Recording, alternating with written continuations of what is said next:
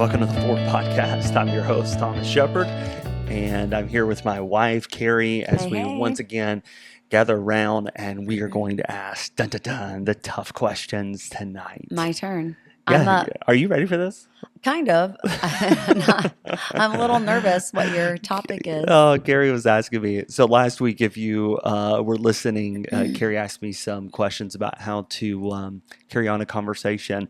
And I think it actually went really well. We've had a lot of feedback, which has been great. I've been wanting to get your expertise on that out there for a while. So I was really excited last week to just pick your brain. Yeah, I love it. I've had so many good comments. Good. I really have. People enjoyed that. Any negative comments? You can tell me. I wouldn't if there were. Would you not? You wouldn't tell me? Wow. No, I'd come straight home and tell you, guess what? Guess what this person said. No negative comments. Y'all can talk about us, but let me remind you, we could talk about you as well. On a podcast. Yeah, no doubt. If you want 600 listeners for your name to be mentioned each week, we'll do it. Exactly. No, but the cool thing is, Kara, I don't even know if I told you this, or I think I did, but I was looking at some logistics this past week, and you know that on average about 39 countries now are tuned in every week listening. 39 countries. That is amazing. Different countries, which is really cool. I think that this is kind of going all around the globe now. That's incredible. Again, I know we say it often, but thank y'all so much for listening. Yes, I hope that you're learning and each and growing, every one. Yes, and moving forward. That's the key, is just keep moving forward. We have such a heart for everyone to be able to do that, to be encouraged and to move forward one step at a time, to listen to a podcast that will encourage you and to help you just, deal with your past. Yes, but keep going, keep moving. Yeah. It's important. It definitely is. It really is. Okay. So Kara, why don't we jump right into this tonight? And I'll just warn everybody, Kari's not felt the best all week. In fact, we were warming up, getting everything set. And I said, Kara, they can hear your cough drop like it's really loud. I know. It's been a rough week for my just your voice. Congestion, for you sure. You have to sing this week in church, don't you?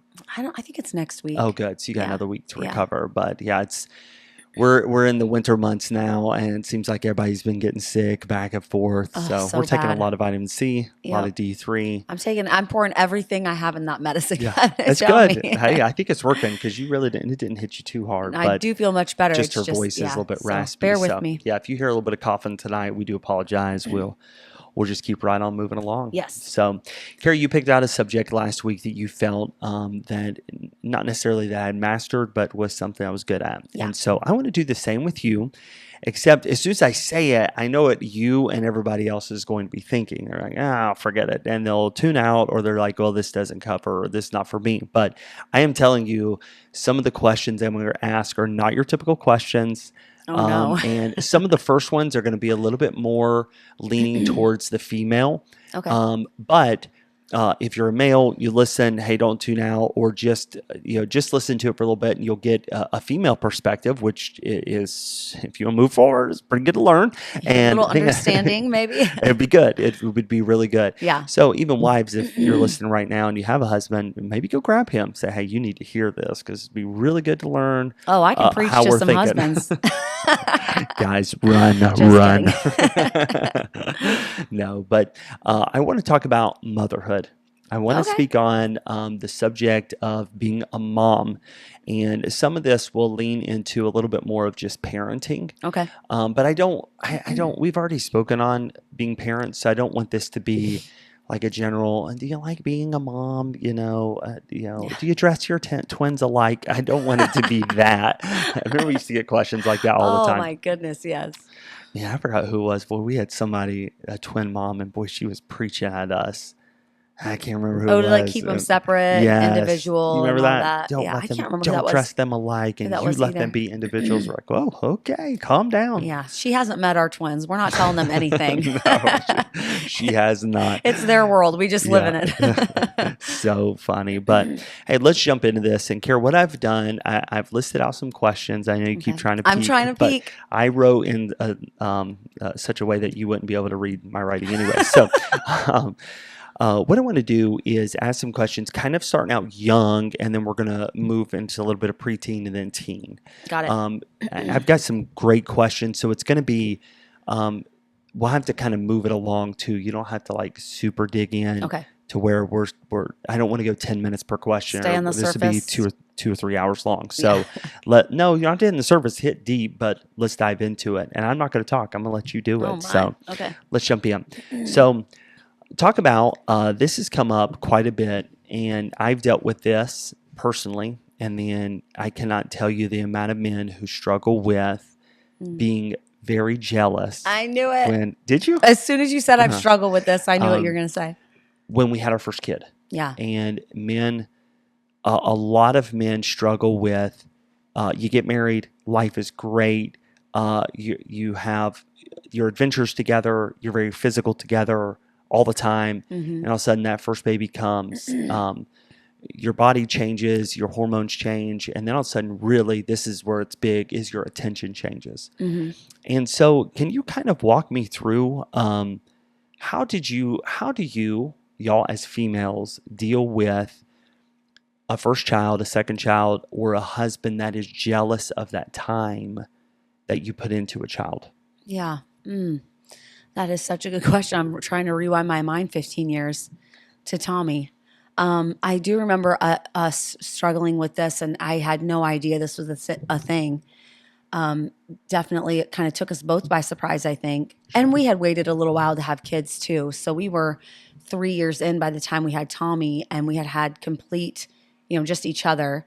But I think a good thing for women to do is, when you're tired, they're going to hate me for saying this, push just a little bit harder. Like, just give it. I used to think, like, if I can make it to 9 o'clock, and then I would make it to 9 o'clock, and I'd think, I'll just do 9:10.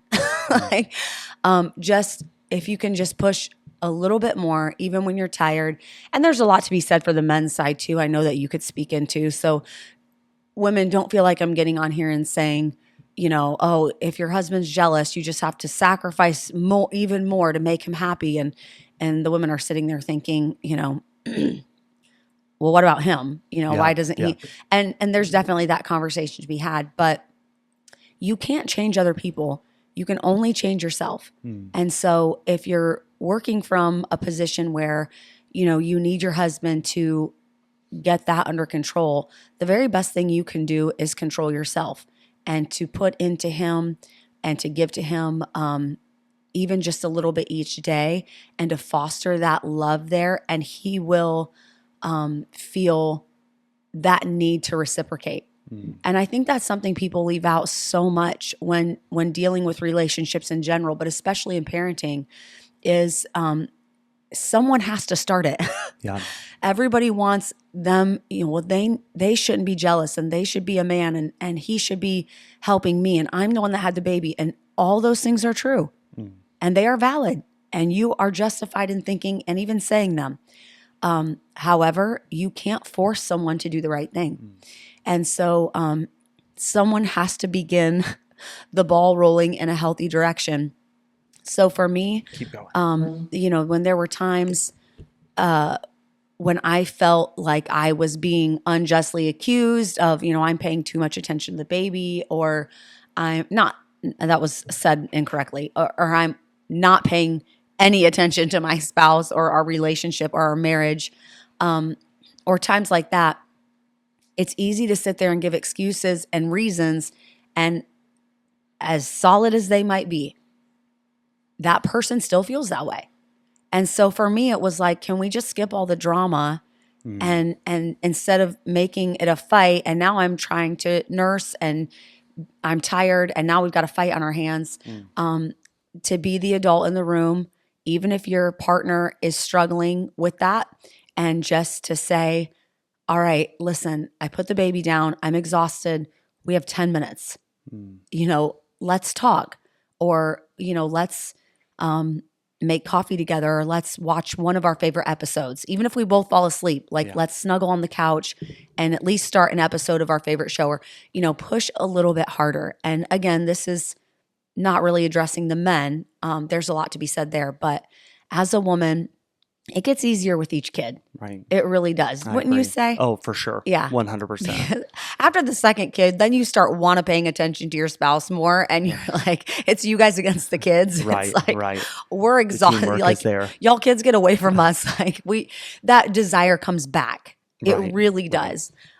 So when I say push a little bit harder, I really mean like it is a stage. It will be over soon. Yeah. It will go faster than you think. But do the hard thing. Do the hard thing. Sacrifice again. And women are good at this. We can sacrifice. We know how to lay it down for our families in every area. And so it is in you to do it. You have the power. You have the ability. Push through. And even if it's sitting your spouse down and saying, listen, I know the attention has shifted. I know I'm obsessed with this new thing I'm doing and this new way of life. Hang in there. Yeah, Wait for me. I love that. You know, I will give you, even if it's 10 minutes a day of undivided attention, like I'm still here. I still want you. I still love you.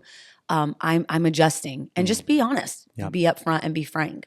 Right. I love that. I think for the men's side, we're not going to speak into this a lot. So let me just say, number one, communicate. You're right. Number two, it is a stage. You'll get over it. Number three, gentlemen, a woman goes through so much more than you can imagine, and just their body, their hormones, even this gift that God has given them, this affection, that effeminate side that comes out in Mama Bear. I'm gonna protect this baby. Like God gave them that gift, and so, guys, you got to back off too. Like just realize it is a stage. Like okay, stop being a baby. Time to man up. Time to help out. I remember one time, Kari, on the beach, I said in front of all my sisters, and you were there, and I was like, "Wow, guys go through just as much during pregnancy as a woman does, or after birth." And I'm telling you, they about killed me. You almost died Stephen's death where they stoned him. Literally, I was like, I'm just kidding. I'm just kidding. I mean, it was like all hands on deck. And you do realize like men may go through some things, but guys, women go through so much. And so hang in there. It is a stage. Yes. I think for men, we get very spoiled those first couple years or whatever, because it's brand new. If you grow up in the circles we grew up in, like you're just experiencing everything for the first time. Then all of a sudden this baby comes along. And for a man, we didn't carry it for 9 months. So we didn't deliver it and we really don't have to take care of it. So it's like, hey, I want my girl back. And yet all that attention is on a baby. And those feelings of frustration and jealousy can be there. But I think, Kari, you said it best. It's going to pass. And so communicate through it. Don't hide and get all mad and guys get all moody. And that's at this stage, that's not what a woman needs at all with the adjustments her body is making. She doesn't need to take care of another big baby. She needs a man that's be there. Hey, just bear with me. I'm a little bit struggling right now, but let's talk about this. And I know we had to, like, I'm not saying I'm innocent. Like, oh yeah, I've been there for all these men who've struggled with this. I did. I remember being like, this just thanks, Tommy. You just messed up our world. It's tough. And two, it's really important to remember that the way a woman views her job as a mother is very similar to the way a man views his calling in his profession. That's right. Especially if he has a job he's very passionate about and enjoys and feels like he's good at. Those similarities are very parallel.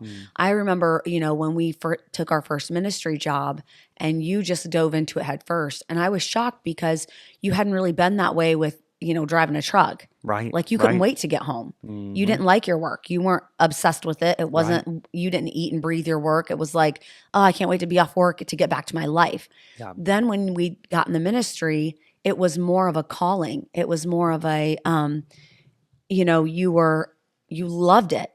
And so I had to deal with that our first, year of ministry, that I felt like so true. The ministry mattered to you more than it did than I did. It's really good. And so we've done that to each other, because I didn't understand that. I was like, I've been in ministry all my life. And, my dad loves ministry, but of course I'm comparing my dad who was in his 40s to someone who was in their 20s and just starting out. But in my head, I didn't get that. I didn't know why you were so obsessed with your work. And then it happened in the reverse when we had the baby, because that was my new ministry. Right. It was like, this is, the ministry's your baby. This is my actual baby. And so we did that to each other. Yeah. You hurt me in that way and I hurt you in the same way. Right. And I think going through when you were jealous of my time and attention, I understood because I had just been through that. Yeah. I get it. And I remember us having that talk, and it was more lighthearted than I'm making it sound. But I remember, us saying to each other, like, you're like, this is really hard. And I'm like, this is how I felt for the last year and a half, that the ministry's your baby. And so, it's funny how we kind of came through that together, and we both understood it. Like after I had a baby, I got it. Like, for a man, your work is your world. And then when I had a baby, you understood. Like, I'm like, this is my job. Right. Right. The bummer is I never got to get away from my job. Still not. My job went right to bed with me every night. 15 years and we're still working that job. Yeah. That's great. Exactly. Hey, let's go on to this next one. Yeah. This one we've touched on a little bit, but go into Kari is very knowledgeable when it comes to, in fact, we have said many times, had you really chosen a career path, it probably would have been in the medical field, and probably most likely would have been a midwife or something with babies. Surgeon. Well, that too. So maybe like a C-section. You love all things yeah, I do. Pertaining to kind of, especially women's health, and then having babies, and you're just, I can't tell you the countless hours that Kari has spent with young mothers and people going through. So kind of walk us through, you've just had a child, you're in that with that first child, and hormones really are just really crazy. And I'm not trying to be offensive, but I'm just telling you, it's changing. Yeah. Men don't know what to do. And the sad thing is, a lot of times women don't know what to do. And people just don't talk about this. It is an automatic now, even from doctors, okay, just put on, here's an antidepressant and you move on. So go into, you don't have to go real deep, but just talk about scientifically, medically, and then just being a mom. What did you do? What can these young moms do when they've just had a baby or they're pregnant, and hormones, everything changes? Yeah. I've had the blessing of being pregnant 5 times. One was a twin pregnancy, and then one we had a miscarriage. So I have 5 kids, and 2 are twins, but I have been pregnant 5 times. Yeah. And I got the unusual blessing of experiencing a lot of different things that can go wrong in pregnancy. I was not the greatest pregnant person. But that did afford me the opportunity to learn a lot. I didn't have these sail through life pregnancies. I felt like each pregnancy there was something that went wrong or, difficult for us. And so I've just seen some common denominators, and number one is just you have to prioritize nutrition, and that's really hard in this day and age.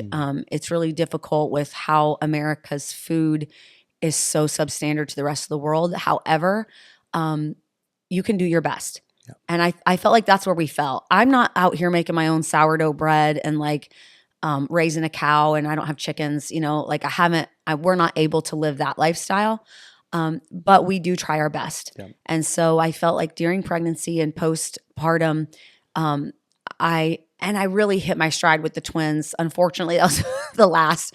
But my mother-in-law really helped me to understand that you don't have to start thinking about your body or your weight as far as aesthetics go, 6 weeks after birth, which I always did. I was always like, oh, I hope I lose the weight and, all this. And that's so stupid.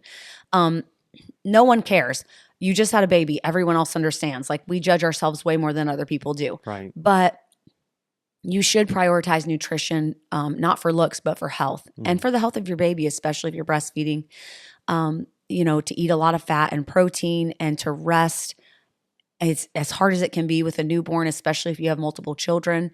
It's very difficult. But what I found was that just making sure I had enough to eat and good things. So, my mother-in-law would make me crock pot stuff and I would eat on it for 3 days. And it was just really good, meat and rice and eggs and things like that. She would do a lot of healthy soups and we would freeze them, heat them up later. Things like that really help your mental state when you're feeding your body well. And it's easy to just order a pizza or things like that. But, in the end, that's going to work against you. Also, for me, what worked, and I know other people are different, but across the board, I liked to do the like up and down cycle of, I kind of called it like waves. Like I would hit it really hard for most of a day, and I would get a lot done. And movement really helped my brain to move forward because I get depressed when I'm still for too long. Like when I don't feel purpose or I don't feel accomplished, it depresses me. Yeah. I'm just like programmed for a life of purpose. And so I had to learn how to trick my brain into, okay, I did a lot today. And that's hard to do as a mom because you feel like you're doing a lot every day and none of it's purposeful. But to make myself understand that everything I did was purposeful and to allow that to apply to my brain as important was the hardest thing. Yeah. Because it is a thankless job. I think there's a lot more coming out now. Moms feel a lot more appreciated now. I feel like the tide is turning. But 15, 16, 20 years ago, it was pretty thankless. There wasn't a lot of appreciation for a stay-at-home mom. And so I had to like learn, if it helps me to feel better, to text other people and check on them, do it. Take let the baby be fine for a little bit and put him down. And it helped me to have something that gave me purpose. Yeah. And sometimes that was checking in on friends. And sometimes that was, taking a walk and connecting with a neighbor. But then I would be exhausted. So I had to be okay with, all right, I fulfilled some purposes today that made me feel better and not sad and depressed. But now I have to rest. Yeah. And I have to do that. And so for me, those two things were the biggest things, like prioritizing nutrition and then allowing my body to go from one extreme to the other and allow that to feed my soul. Like feeling accomplished and also feeling rested whenever I possibly could without the guilt. Moms like to feel guilty over resting, but I got to the point where I was like, well, if I push myself really hard for a few hours and feel accomplished, the guilt from resting goes away. Yeah. And so I still live in that zone. I still do to this day. It's true. I will push it really hard. And then what did I do today? Yeah. Absolutely Rested. nothing. Yep. That's I great. did nothing. And I don't feel guilty. Yeah.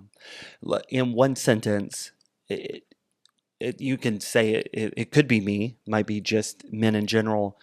What is one thing that during this period of really tough hormones, your life has changed? What's one thing a man can do? Just one sentence. What is it? What's one of the greatest things a man can do during that time? Say, what do you need right now from me? And mean it. And do it. Okay. That's good. Mean That's it, but also do it. Okay. If she needs takeout, go get it. If she needs to call her mom while you hold the baby so she can talk to her mom. Like, just do it. Good. Especially with a newborn. Just walk up and say, what do you need from me right now? And what's one thing men need to avoid?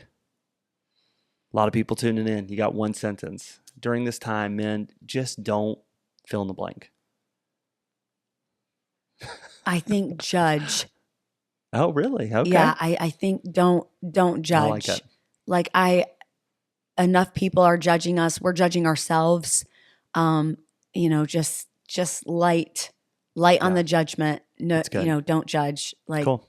If I can't breastfeed this baby, it's gonna be okay. It's fine. Yeah. Like it'll survive. Yeah. And I'm all about natural, but like there are some women who just have it. It's just too tough. Yeah. So there's things every woman has to give up and can't do what she, her birth plan or breastfeeding or, this or that, the school they want. Like there's a lot, like just be supportive. And especially in the beginning. And I don't mean to say like a man can't have a voice or an opinion in his own home. That's not it at all. But like, especially in the beginning, light on the judgment. Good. So talk for a minute. I don't want to, don't address a job or career. If we have time, we might address that later, but talk about, you're in ministry and we have now 5 kids under 5 years old.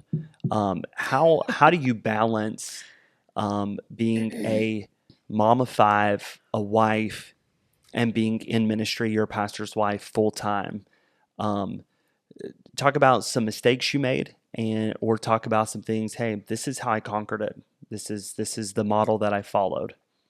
Yeah. I think some mistakes I made were I probably didn't listen enough to more experienced moms. I do feel like I listened some, but I remember there were a few things I just struck out on and did my own thing, Yeah. and I probably should have gotten a little more advice. I had a really good friend, Melanie, and of course, both of our moms were wonderful.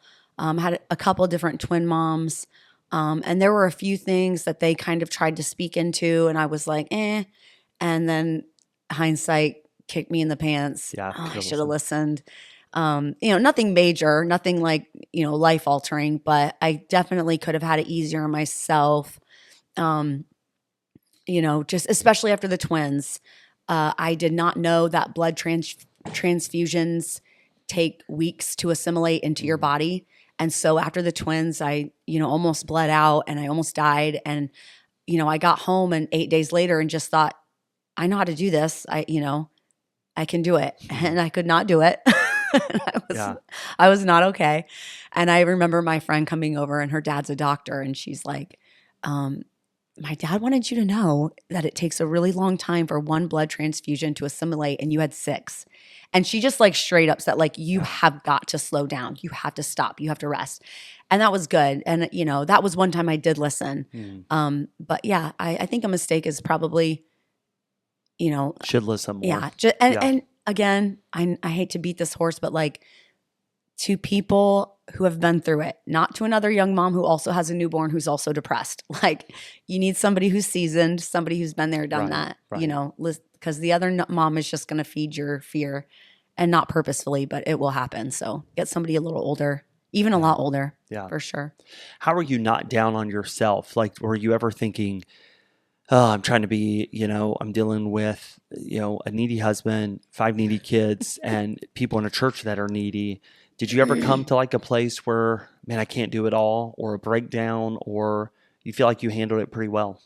No, I felt like that every single day. Did you? I still do. I still wake up and think I can't do it. I can't do all this. Yeah. There's no way. So how do you get through it? Back then, and it's different. I mean, how I get through it now is wildly different from how I got through it back then. I will say one strength that I had is that I completely gave up on how I thought it should be. And I just went with what I could do. Yeah. That was the best decision I ever made in motherhood ever. And I feel like I've stuck to that since then, because I felt like, from a pastor's wife, I was trying to be like how I saw pastors' wives growing up, which they were hyper involved. They had their hand in everything in the church. They organized everything. They were in charge. They spoke into everybody's lives. They were just almost like an assistant pastor. And especially after the twins, I was like, I can't even go to church most of the time. Right. And I felt this like huge vacuum of, I don't have a say in the church. Everyone thinks I should be there. And, it was like this really huge divide between how I was raised culturally as a pastor's wife, or as viewing pastors' wives, and what I actually could be. Right. And it really bothered me for, the first several months. And then after that, I was like, who cares? Right. Who cares? I don't have to have my hand in everything. I physically can't. I can't even have this much in my hands that I have here in my own house. Like, it doesn't even fit. My own family doesn't fit in my hands, much less anybody else's. And I just completely gave up on all that. I was like, forget it. All the people saying pastors' wives shouldn't have friends. They shouldn't have a best friend. They should always get up and get ready. I was taught this in college, that a pastor's wife should get up every morning and be dressed and have makeup and have her house tidy just in case someone stopped by. Hey, man, I believe that. That was taught. I know you do. Stuff. And I grieve that for you. Preach on, preacher. I grieve that loss for you. But I was taught that in a class at college. Yeah. This level of perfection, even with children. Yes. Like, you should. And once I had kids, I was like, who were these women? Yeah. Who were these women? And why would they do that to us? Like, so I had to really just set fire to that whole culture that I was raised in. And if you believe that, and if you do that, good for you. You go on with your bad self. I'm proud of you. Get it, girl. Like, amazing. Right, sure. Do it. But for me, it was not sustainable and it was not practical. And so I just set fire to that whole thing. I had a bonfire, burned it down, and then I was like, what can I do? And what I realized is like,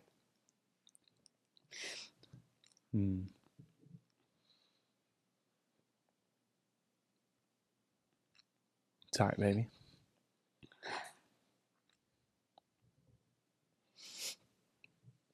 Sorry. No, it's all right. Take a deep breath.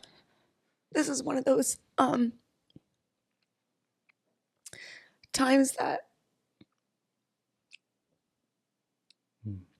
it's difficult to remember because it was like so it's just the definition of bittersweet. It was so many difficult times. Yeah. But it was mixed with really awesome times as well.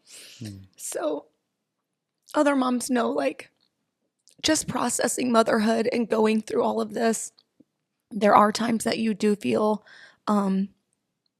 just very, very inadequate, very alone, all those really tough feelings that you go through and that you don't even really begin to process till you're older, until you're kind of out of the like adrenaline fueled days and nights.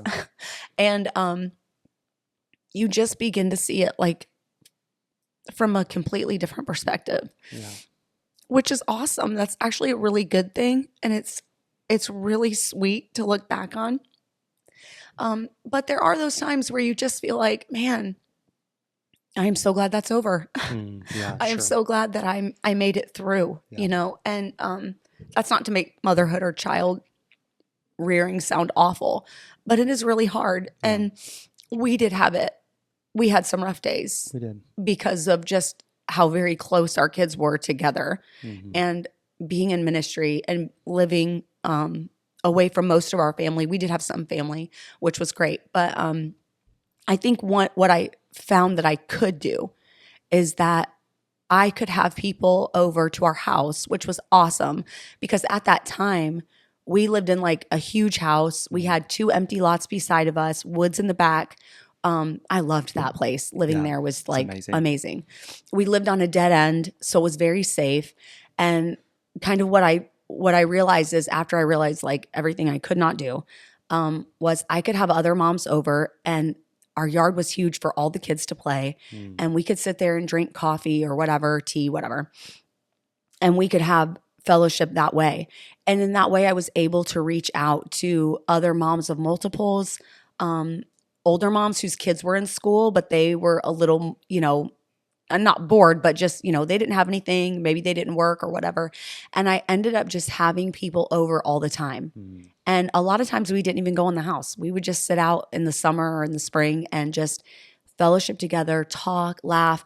And I think that really became my strength. Like being able to connect and be vulnerable and minister and reach out just by sitting on our front porch and letting the kids play and helping each other with our kids and talking about, you know, what are your kids, what stage, you know, are you going through and how are you handling it? And that became my one little superpower. Like I felt really proud of that. I do. And I do still feel proud that I was able to like kind of pull up and out of the downward spiral and say, I feel ugly and fat and like, you know, I don't have home cooked anything to offer them, but I don't care. Like they're just going to see me for who I am. And again, that was so very vividly against the culture in which I was raised that it was really hard to do. It was. And it was very embarrassing the first time. Like I just felt like, okay, you guys don't look at my house, and you know I didn't get any makeup on and all this. And then after the first time I was like, oh, none of us care. And everyone's happy to come in their sweats and bring their own coffee and it's fine. You know. And so yeah, it was like this really big kind of metamorphosis of who I thought I could never be into like, oh, I kind of like this new person. And I kind of like that this is my little gift I'm able to do. I love it. Yeah. I think catch your breath for a minute. Let me let's hear a word from our sponsors. Okay, that's our word. I think, Kara, you did amazing through it. We learned Thank a you. lot. It was not easy. Like No. it was very lonely at times. Mm-hmm. I would say is you just maybe catch your breath for a second and I'm good. I think, are you good? Mm-hmm. Rely on the Lord. Mm-hmm. Let Him be your source. Talk these things out. I would suggest everyone have close friends, even if you don't have family close. Sometimes that's okay too, but have friends that you can sit on the front porch and just be yourself and Yeah. laugh and have a good time. Um, Friends are such during those moments so sustaining. Don't Yeah. rely on it like, oh, we need people over the house. We need to go. No, you got to rely on each other. Yeah. But God's going to sustain you through it. Yeah. And I think learning the journey that we were on, getting to where we're at today, Yeah. you really have killed it, Kara. Like you've done amazing, thank like you. just amazing to where, in all the conferences we speak around the country now, you lean into, and these young moms always want to know. And our heart does break for them because Yeah. it's not easy. It's not to sit here and say, oh, come on, buck up. You got it. Like just be a, no, it is tough. Like Yeah. it's a very hard stage, but it's the Forward podcast. You got to Yeah. move forward. You Like it's do. every stage is a blast, every stage is fun, and every Mm-hmm. stage you are learning through. So And that it makes the stages so much easier when Yeah. you are vulnerable and when you do connect yeah, and you realize like, oh, I'm so silly for thinking I'm alone yeah, because there's a lot of other people going through the exact same thing. yeah. You It's know? good. Okay, we got to keep moving here. Yeah. So I've got. I'm gonna. Some of these we'll just maybe come back to on a different episode, but I want to do this because this is one we get asked almost every conference we do, and that is this, which I think I can't speak into because I'm not great at it. I'm not saying I didn't have great role models. I'm just saying I'm not the best at this, but I think you get an A+ grade here, and that is this. How do you be a friend with your kids, but also be a parent? Oh yeah. What is the balance of, I think even you talking, I think I've said this on a podcast, or I know I've taught it, but I remember when you said you would sit on your bed and tell your mom stuff like, oh, you like this boy and like this. And it was kind of it was different for me. It's Yeah. not saying I didn't have a friend to my parents. I just think that you really do a very good job that now we have 2 teenagers, a preteen, and 2 10-year-olds that tell you everything. They love you. They feast on your encouragement and your advice. But yet, when you say jump, they say how high. Like you've got both down. How do you do it? I remember being a teenager and my friend was a couple years older than me and her dad was a police officer and she was getting ready to drive. And so he would take her, no matter what weather, he would take her in our church parking lot and let her drive their family car in the parking lot. And he would, let her drive kind of around the whole building and then he would do different things. And I remember my dad saying like, oh, you probably won't take her out for lessons tonight because it's icy. And he said, oh, this is the best night to take her out. And he took her out driving in the icy parking lot and purposefully put her in a spin and taught her how to get out of it.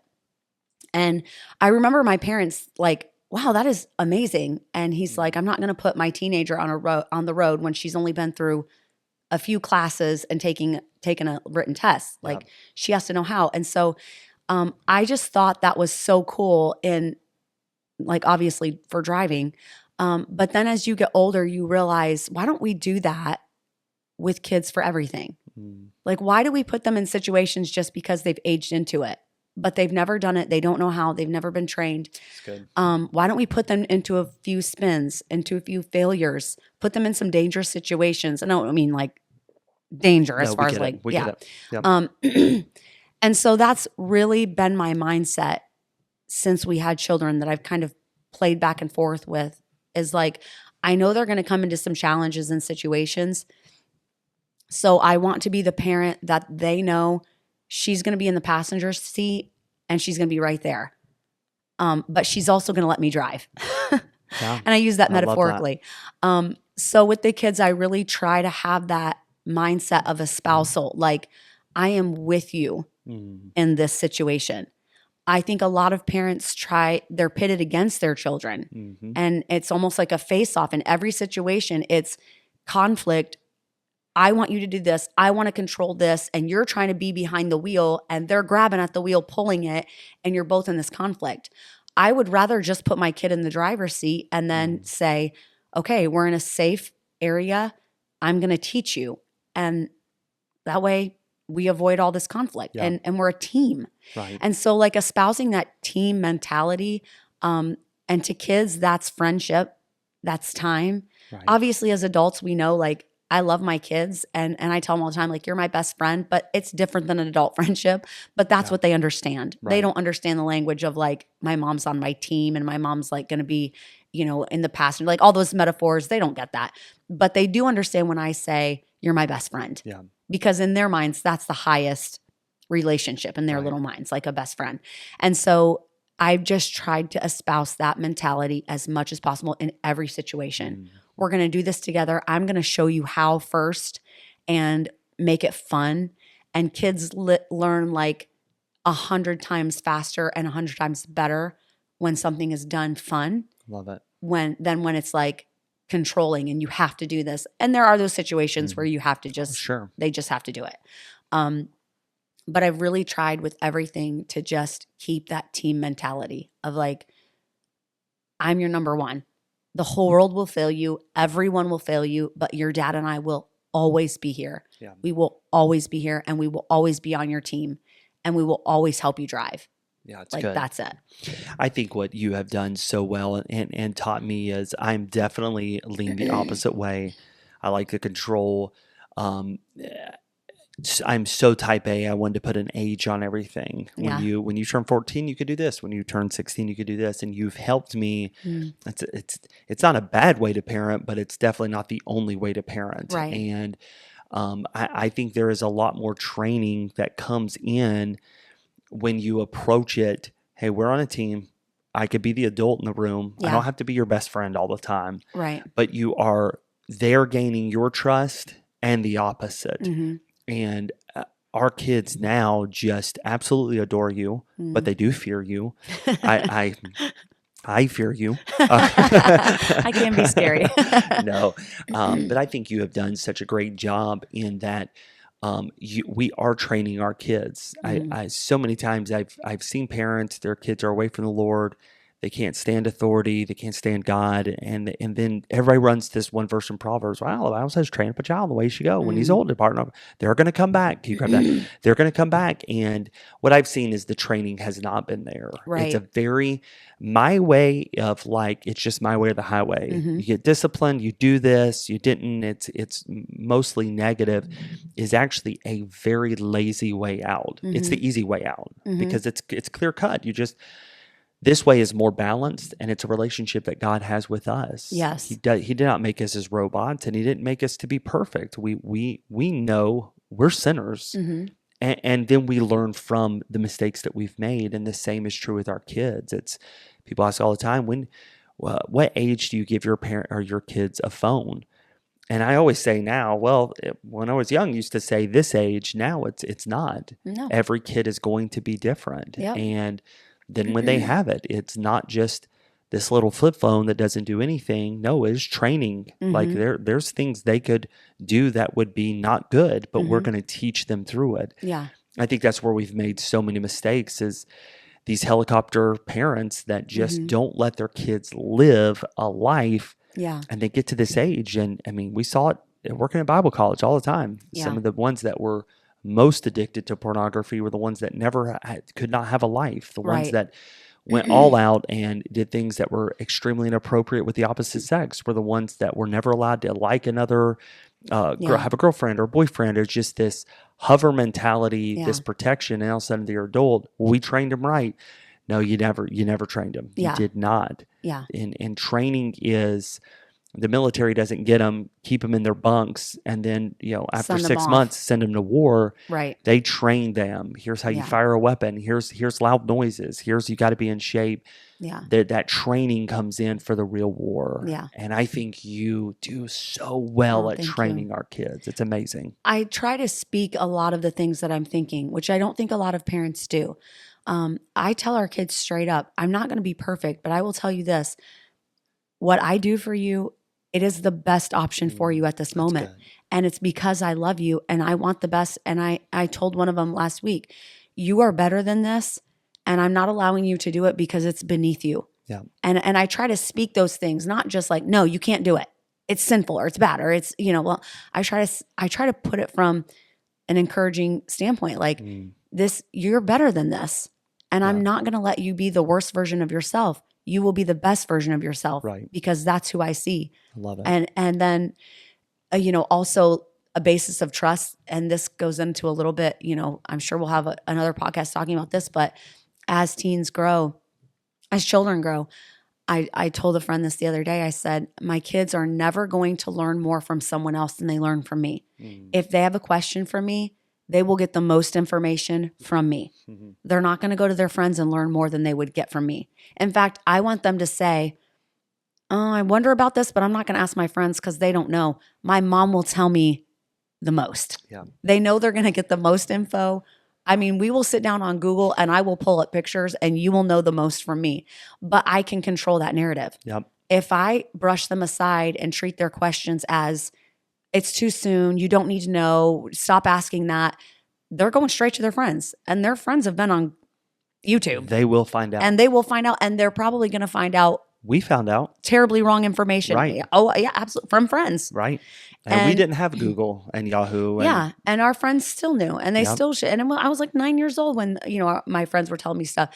And so I always want them to know, like, if they know they're going to get the most from me, they'll come to me. Absolutely. And then they're the ones well. when they hear, they'll come back to me and they'll say, I heard somebody say this at school, Mom, and she was so off. That's not even right. And I'm like, yep. You know what's right and you know it's true because I told you. Yep. And so that basis of trust of like, and I will vocalize that to them. Listen, I'm going to tell you and it might be a little much for you. So if you feel uncomfortable, you can say you're done learning, but I want you to know what the truth is. And they know when they come to me, it is the truth and it's the raw, unfiltered, like they're getting it. Yeah. And so sometimes they just don't ask questions. and this is where I struggle again. So I'm given the opposite side where how many times I've been like, oh, Kara, this is the bubble that we grew up in. No, they're too young to learn this. They're too young to know this. And we have communicated and worked as a team that no, if we don't explain this to them, whether it be anatomy, whether it be about life, they're going to find out. And every time I knew, you're right. Because I did. I found out. It wasn't if an adult wasn't telling me, I'm going to go to a cousin, I'm going to go to a friend. Oh, yeah. And look, it didn't. And we give all these excuses. Well, that's why we homeschool our kids. Look, I'm telling you right now. Oh, right here. Homeschooler here. Yeah. I mean, it we found out. There was no phones, Better no not tablets, go to church. no Google. Right. I mean, it was a small home church. Like the curiosity of kids, they're going to. So create an environment where they feel very comfortable finding truth from a mom or a dad. And I think if we have the mindset of we get to create a beautiful narrative for them, even if it's about something ugly, even if it's about something sinful, we get to create a narrative that points them to the love of Christ in any situation. I love it. I remember having to have a talk with our son about, there are books out there and there are websites out there that showcase ladies that are dressed very inappropriately and they're dressed sinfully or they're not dressed at all. And I said, I want you to know that Satan uses those pictures and those things to ruin lives. And I want you to be prepared if you see that it's an opportunity for you to protect yourself from that. But the goods, it wasn't just this like, oh, here's like this ugly fact of life. And now you have to be out there fearful that Satan's going to ruin you. No, I was able to create the narrative of like, but here's the great thing. God has an even better story on that topic. And when you grow up, you get to learn God's side of that story. And it's 10 times better than anything Satan can do. I love it. And so like, as a parent, that's such a privilege. And to have that mindset of like, this is my privilege to get to create a beautiful story around the love of Christ, no matter what the topic. It's so good. Okay, I just looked. So let's get one more in here because this is going really well. Okay. But this is a good one. So the other ones we'll come back to, but we're already 50 minutes in this. So let's hit this last one. Here's what I'm going to say. There's seems to be two kind of cultures that have been built today in Christianity, and actually in just in the world, our culture. The first is a career woman, and we have a lot of women who go in. They go to college. They've got $250,000 worth of debt, and they come out, and it's all the career. Then we have the opposite end of the spectrum where it's almost like frowned upon. You don't have a career. Like, no, you are just a mom. You're a stay-at-home mom. And so there's this fight that goes back and forth. Yeah. And then we have those that will go off to college, and then they do come out, even $100,000 worth of debt, and they have their first child, and they feel all this guilt because I spent, 5 years, or I got a master's degree or a doctorate degree, and I'm at home. And how do you find the balance of both? While you're thinking, Kari has been a stay-at-home mom. You can tell how many years, but you are a career now and headed down an actual career path that our family lives could be very different in the next couple of months. And we don't have to get into all that, but you are chasing a career. You are getting an education. You have some major tests that are coming up right now. So, and yet you're still raising 5 kids in the house, our oldest being 15. How do you balance both? And then how do we attack this culture of making women feel like, oh, you don't have a career, you're awful, or oh, you have a career, you're awful? It seems like the females are really fighting this battle, and it's tough on a Christian woman right now of like, I do want a career, but I do love my kids, or I do want to be at home, but I am forced to work because you almost can't make it unless you have 2 incomes coming in. So I've given you a lot here. Yeah. Attack it, break it down. What do you think? It's shocking to me how many couples do not hash this out before they get married. And I think it would solve a lot if they did. I think before you ever marry someone, you need to sit down as a woman and say, what is your opinion on how I need to spend my time as a wife and a future mother? How much attention are you going to need? I mean, I was shocked living with another man growing up after we got married, because all of my perspective was based on my dad, right? And his perspective of life and how he treated my mom and how they ran their home, all of which was very godly. My dad's a great man, but I assumed we would follow in those footsteps exactly because I never knew any different. So there were some things that we learned after we got married. And I think it's just really important to sit down and talk together about what is your opinion on how this should be, because so much of what you want to do is just 50% of the equation, because you're dealing with someone who is the other half of your marriage, and their opinions and their childhood plays 50% into, of how you think you should set up your life. And so it's really important to hash it out before you get married. And let me say this though, don't you feel like that changes though? Like if you had asked me and be like, hey, you need to be a stay-at-home mom. That's the way I was brought up. That was my mom. I'm 23. Yeah. So how would couples do it then? Because you can talk about it, but I mean, it's going to change as you get into your relationship as well. And that's perfectly fine. And that's okay. But I think talking about it and getting those juices flowing and getting the conversations out there and doing your research, getting advice, getting counsel, looking into it, at least you go in on the same page. It's good. And then if you change down the road, you can open up those discussions again.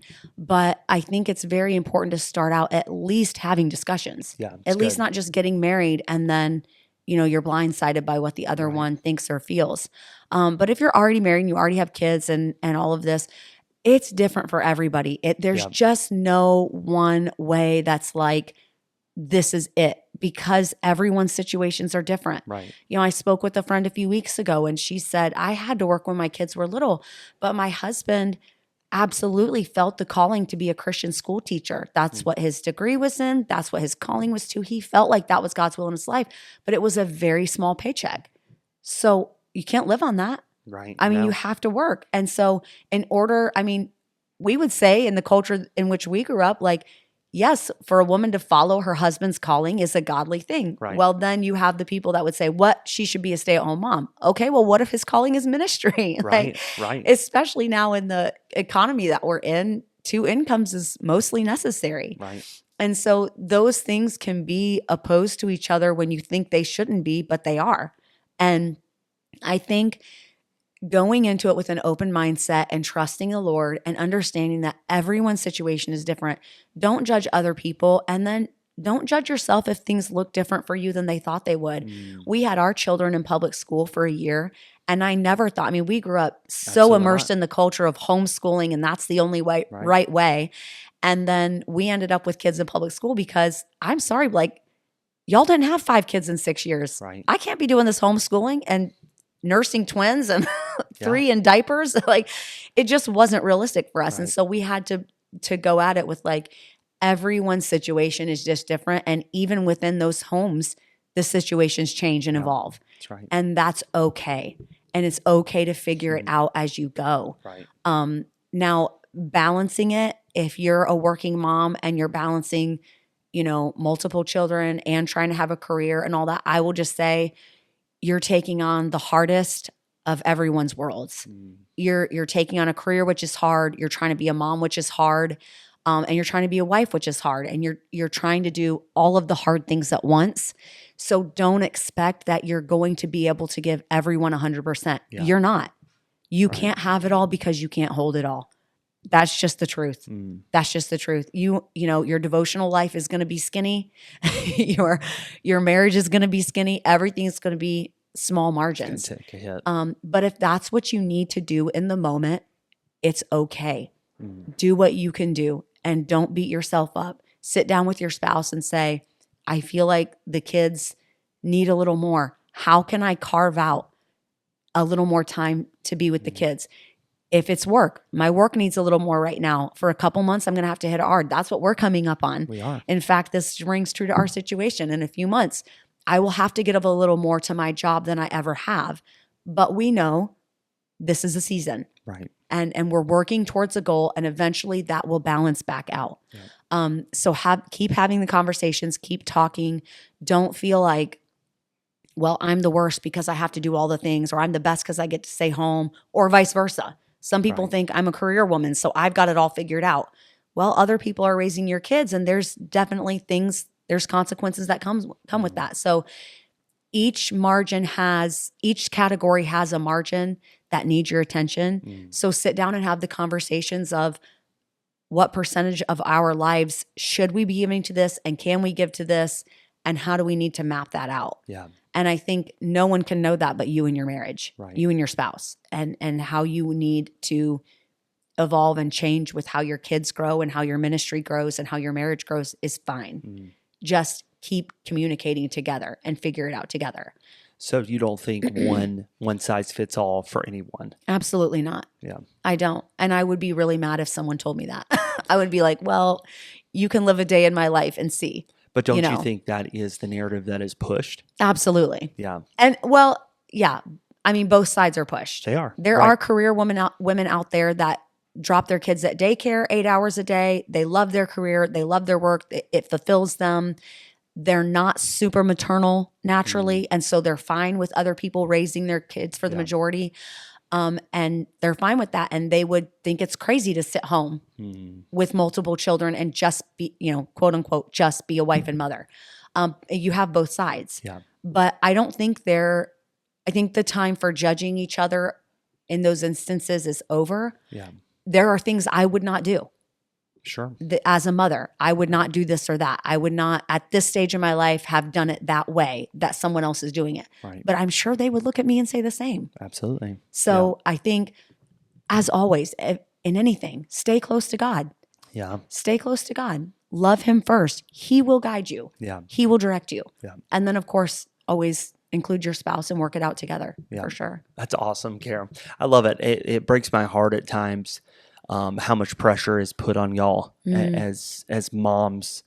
Wow, you don't have a career, or oh wow, you drop your kids off. Like, it's just a very judgmental world that y'all live in, and TikTok, Instagram, and X, and that doesn't help at all. No. Everybody on Facebook has to put their opinion in, and I love how you said it. Like, just live your life. For us, there's people lives that we've seen that maybe even we're a little judgmental, like, oh, we could never do that.